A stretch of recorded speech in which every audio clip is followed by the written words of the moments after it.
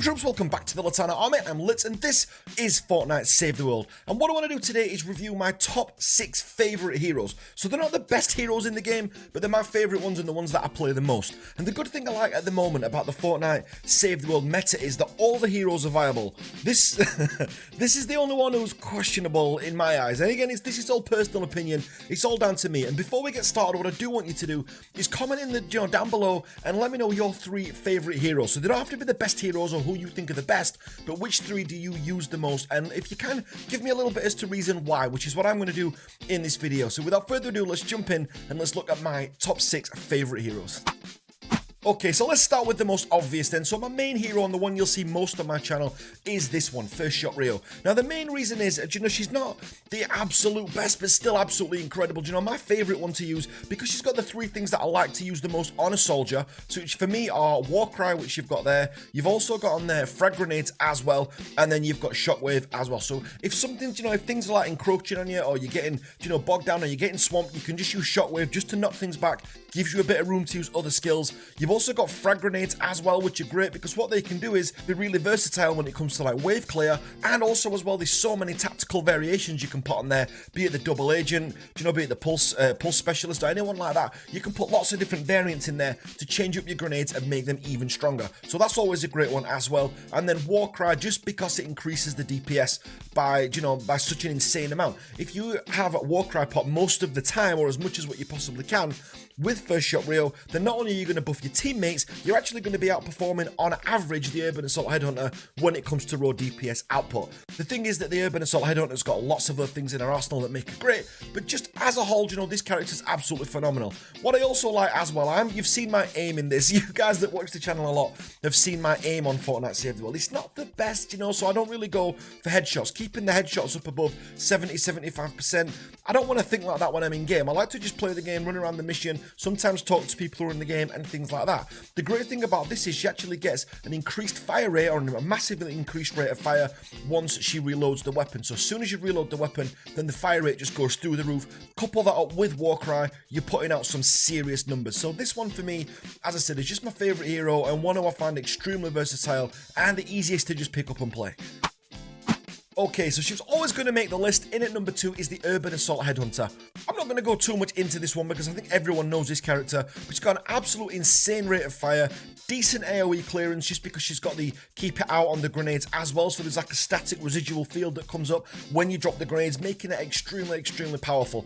Also as well, if you land a headshot, the rate of fire goes up. Now the good thing is First Shot Rio actually needs to reload to get that rate of fire. The Urban Assault Headhunter just has to land 1 headshot and then you've got it, you're right there. So if you're someone who's good, who's got good accuracy, or you've got good aim, then this character is definitely going to be for you. And as well, she's got the frag grenades, which are great, got Shockwave as well. The only thing I'm not a big fan of, which I've said a lot recently, is the going commando skill. It's not really something that I use very often. It's very situational, so I find it a bit limited. But if this character had Warcry on it, if this hero was a Warcry hero, then a completely different ball game, and it would probably be overpowered.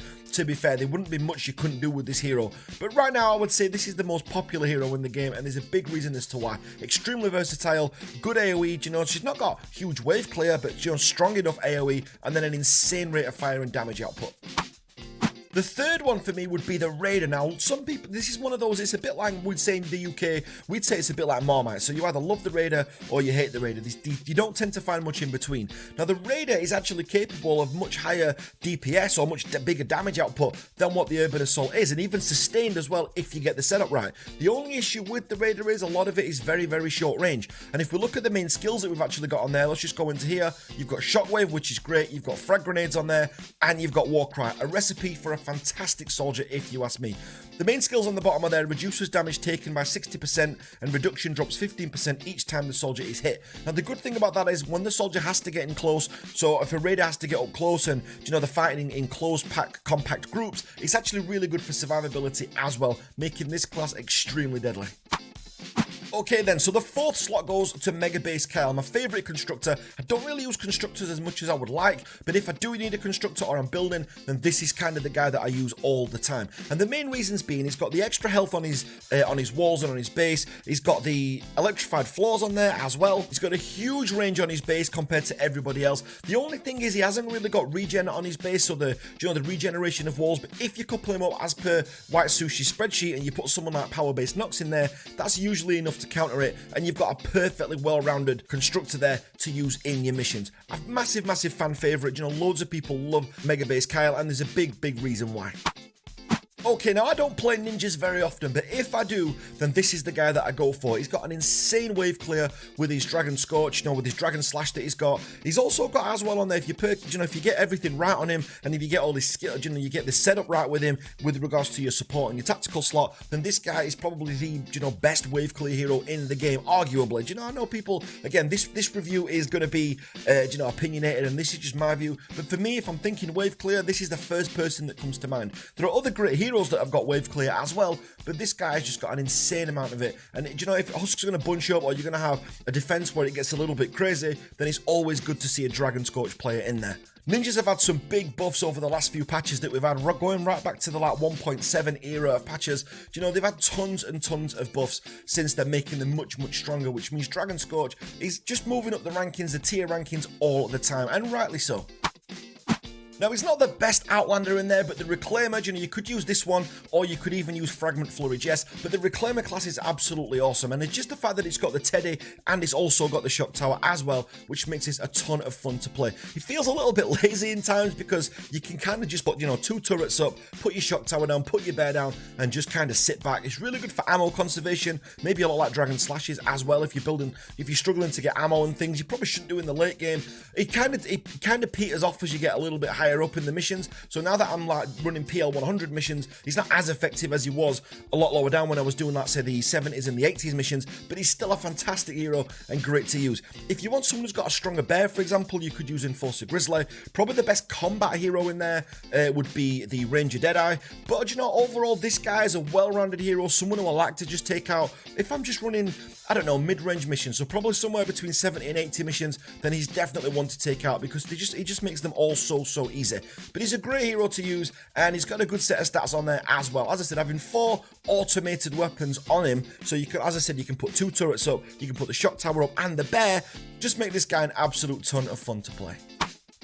So guys, let me know down below, as we said at the start of the video, who your 3 favorite heroes are. So which ones do you use the most? Who are your go-to heroes? And if you can, one thing that I always ask you guys, because I love reading through your comments each evening, if you let me know as well why you pick those heroes. So don't just put, Urban Assault, Mega Base Kyle, and Dragon Scorch, because, I want to know actually the reason as to why. So is it because, you maybe like Urban Assault just because it was an easy hero for you to get? Maybe it's not even the rate of fire, maybe it's something else about that hero that you absolutely like. But let me know in the comments down below, I would love to know.